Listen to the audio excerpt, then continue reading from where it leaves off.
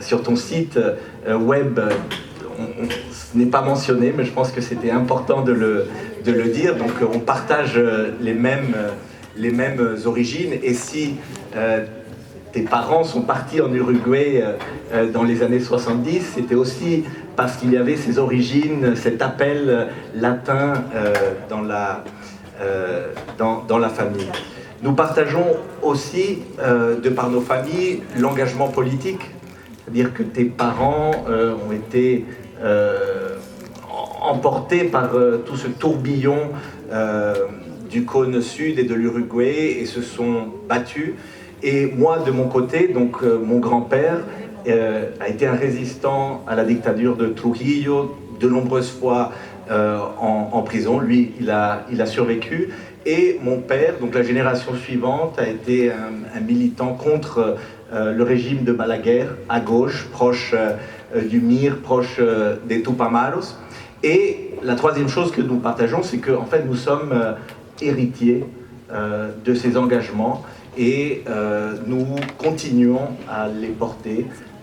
Toi par le témoignage artistique, par ton militantisme associatif, et moi maintenant de par mon rôle à l'ambassade de la République dominicaine à Paris. Alors tu portes le message des Sœurs Mirabal, nous aussi on le porte par le biais de nombreuses activités tout au long de l'année, par le biais de la chaire Hermanas Mirabal que dirige Catherine Pelage, par le biais d'œuvres de théâtre que nous présentons, par le biais de conversations avec des étudiants de lycée, de collège que nous recevons à l'ambassade pour parler de ces Sœurs Mirabal. Alors quel est le message de ces sœurs? Voilà, alors premièrement c'est des résistantes à la dictature de Trujillo, une dictature brutale qui a duré 30 ans, de 1930 à 1961.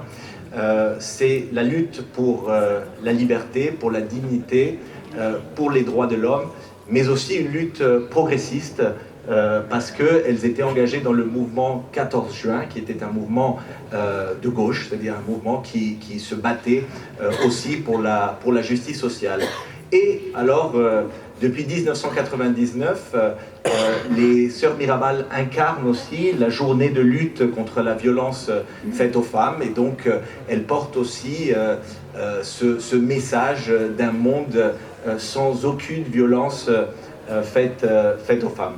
Alors moi, ce que je trouve assez extraordinaire dans cette histoire des Sœurs Mirabal, qui sont devenues, elles étaient dominicaines, mais elles sont devenues des sœurs maintenant du monde entier. Elles sont devenues un symbole qui inspire de par le monde, mais qui inspire aussi des luttes très concrètes et actuelles en France. Ce que moi je trouve extraordinaire, c'est qu'en République dominicaine, nous avons lutté pendant des siècles, c'est-à-dire depuis notre indépendance et même avant, avec des symboles qui nous venaient de la France. C'est-à-dire que nous avons lutté pour notre liberté avec le symbole de la Révolution française.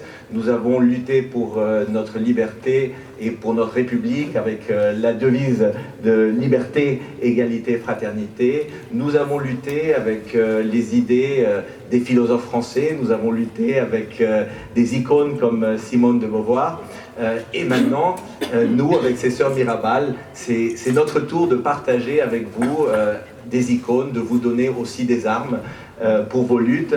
Et cela montre simplement que pour lutter, pour s'engager, il faut bien sûr de l'action, mais il faut aussi des symboles, il faut aussi des idées qui nous inspirent. Et on est très heureux de partager ces sœurs avec vous. Merci beaucoup.